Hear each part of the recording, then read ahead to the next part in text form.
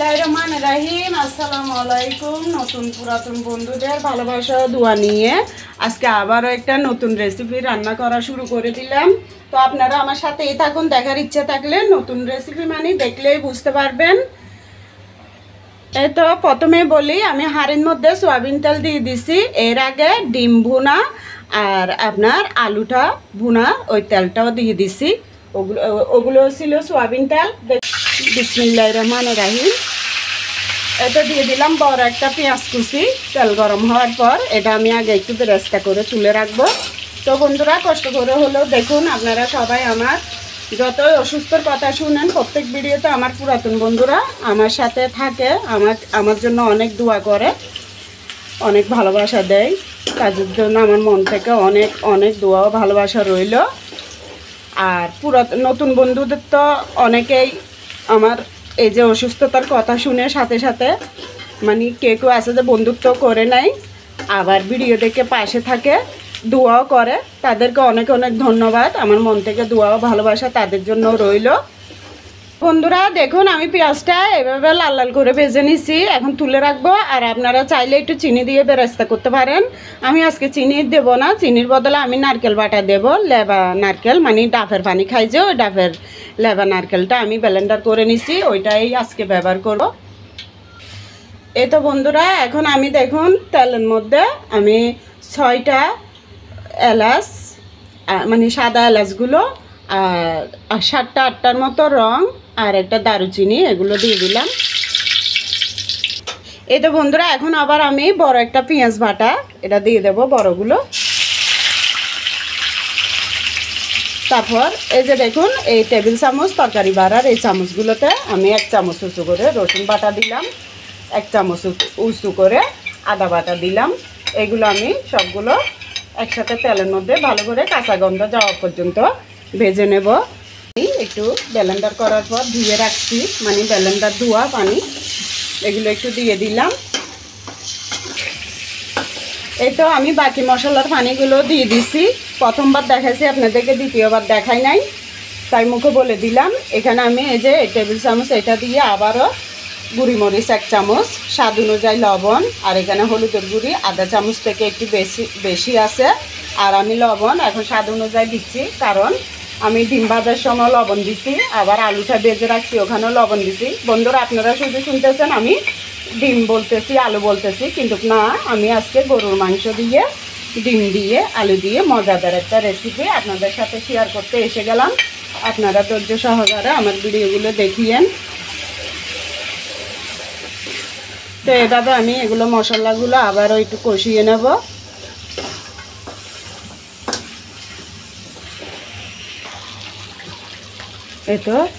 এটা এখন আমি 30টা দিয়ে একটু পানিটা দিয়ে দিই, হলুদ মরিচের পানি। তো এখন আমি জিরার গুঁড়ি ধনিয়ার গুঁড়ি এগুলো দিয়ে দেব। তো বন্ধুরা আপনারা আবারও বলতেছি, কষ্ট করে ভিডিওটা দেখুন, না দেখলে কিন্তু আমি কিভাবে কি দিয়ে না দিয়ে রান্না করতেছি না দেখলে বুঝবেন না। এই তো এখন জিরার গুঁড়ি দিয়ে দেবো। এটা আমি ঘরে ব্লেন্ডার করে নিছি গরম করার পর জিরাগুলো। এখানে 1 চামচ উঁচু করে জিরার গুঁড়ি দিয়ে দিলাম। এগুলো 4 চামচ, ছোটোগুলো তেমন ছোটো না। একই নিয়মে আমি ধনিয়ার গুঁড়িটাও দিয়ে দিলাম। এটাও সেম রোদে গরম করার পর গরম থাকা অবস্থায় ব্লেন্ডারে গুঁড়ো করে নিছি। আমার এত অসুখের মধ্যে কষ্টের মধ্যে আমি কিন্তু নিজের মশলা নিজেই ব্লেন্ডার করে নিই। কোনো সময় ভাজা করে, কোনো সময় রোদে শুকিয়ে সাথে সাথে ব্লেন্ডার করে নিলে তা অনেক সুন্দর গ্যারান থাকে। তাই আমি এই পর্যায়ে এই যে মাংস, গরুর মাংস চর্বি আছে, এটা কুরকুরে হাড্ডি বলে, যেটা হাড্ডি তেমন হাড্ডি বলতেই নাই, এটা মাংস আর চর্বি মিলে এখানে 1 কেজি 1.5 কেজির মতো হবে। এগুলো আমি দিয়ে দিলাম।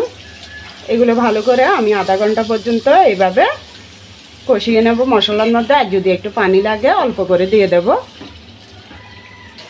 এই তো বন্ধুরা 15 মিনিট এভাবে মশলার মধ্যে কষানোর পরে একটু গরম পানি দিয়ে দিচ্ছি। তো এখন আবারও ওই 15 মিনিট পর্যন্ত আমি এভাবে কষিয়ে নিই। করলাম বন্ধুরা, আধা ঘন্টা পর্যন্ত একটু পানি লাগলে পানি দিয়ে দিয়ে কষিয়ে নেব মশলার মধ্যে। তো আমি একটু একটু করে 2বার দিচ্ছি পানি। তো এখন আরও 5 মিনিট বাকি আছে, আধা ঘন্টা হওয়ার। তো এর মধ্যে আমি আরও কিছু মশলা দেব। এই তো দেখুন বন্ধুরা, 1 চামচ আন্তা সর্ষে আর কাঁচামরিচ বাটা দিলাম।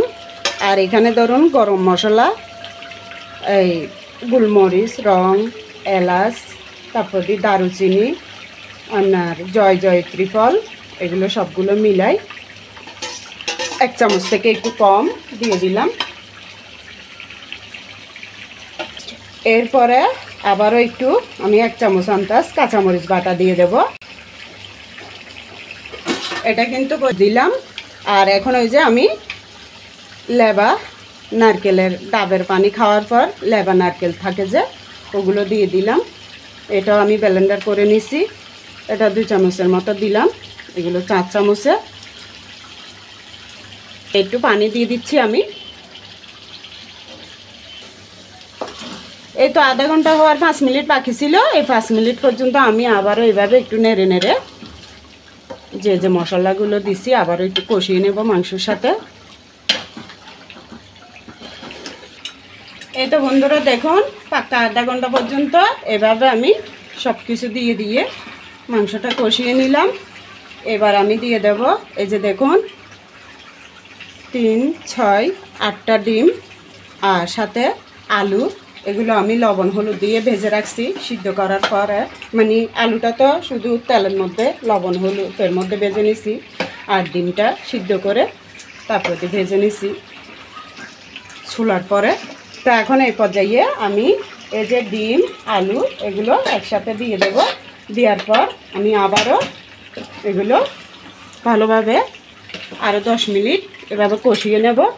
মাঝারি আছে, আমি সম্পূর্ণ রান্নাটাই করতেছি মাঝারি আছে। আর কিছুক্ষণ পর পর নেড়ে দিতে হচ্ছে যাতে পুড়ে না যায়। তো বন্ধুরা দেখুন, মাংসটা এই পর্যায়েও আপনারা খেতে পারবেন। দেখুন কীরকম ইয়াম্মি লাগতেছে, দেখতে কত সুন্দর লাগতেছে।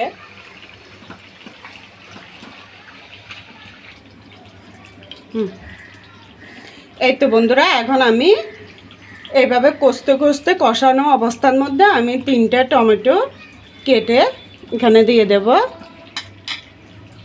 কারণ টমেটোটা দিলে হবে কি একটু টক টক লাগবে, খুবই ভালো লাগবে। বন্ধুদের ভালোবাসা ও দোয়া থাকলে অবশ্যই এগিয়ে যেতে পারবো। আমরা একজনকে একজন যদি হেল্প করি, একজনের পাশে একজনে যদি থাকি। এই তো বন্ধুরা দেখুন, আমি এখানে 6টা 7টা আস্ত কাঁচামরিচ দিয়ে দিছি। আবারও আমি তো সরষার কাঁচামরিচ বাটাও দিছি, এর সাথে শুধু কাঁচামরিচ বাটাও দিছি যাতে ঝাল ঝাল হয়, অসুস্থ শরীরে ভালো লাগবে খেতে। তাই আবারও কয়টা কাঁচামরিচ দিয়ে দিলাম আর একটু ধনে পাতা দিয়ে দিলাম। তো এভাবে আমি আর 1 মিনিট পরে আমি একটু ঢেকে দিই। এই তো এভাবে আস্তে একদম মিডিয়াম আছে আমি 1 মিনিট ঢেকে রাখবো। তারপরে আমি একটু গরম পানি দিয়ে দেবো ঝোলের আন্দাজ অনুযায়ী। এই তো 1 মিনিট 1.5 মিনিট পর খুললাম ঢাকনিটা। এই তো এখন আমি যতটুকু ঝোল লাগে অতটুকু ঝোলটা দিয়ে দিচ্ছি। তো বন্ধুরা আপনারা যেভাবে ঝোল খান ওভাবে দিয়েন। আমি আমার মতো করে দিলাম যতটুকু খেতে ইচ্ছা করছে। এই তো আরেকটু মেলা হলে ভালো হতো, তবে এই রান্নাটা আমার এভাবেই ভালো লাগতেছে করতে। তাই তো কেমন লাগছে আপনাদের কমেন্টে জানাইয়েন। যদি ভালো লাগে আমার বন্ধু হয়ে পাশে থাকবেন। যদি আমার রান্নার কোনো দিকে একটু না একটু ভালো লেগে থাকে তো আমি এই তো বন্ধুরা একটু জয়ত্রী ফল দিয়ে দেব উপর দিয়ে। বাবা পড়ে যাচ্ছে কেন, এটা পেঁয়াজ বেরেস্তা করে রাখছি, ওটাও দিয়ে দেব। দেখছেন ছুটে না, কি পরিস্থিতি হলো কে জানে।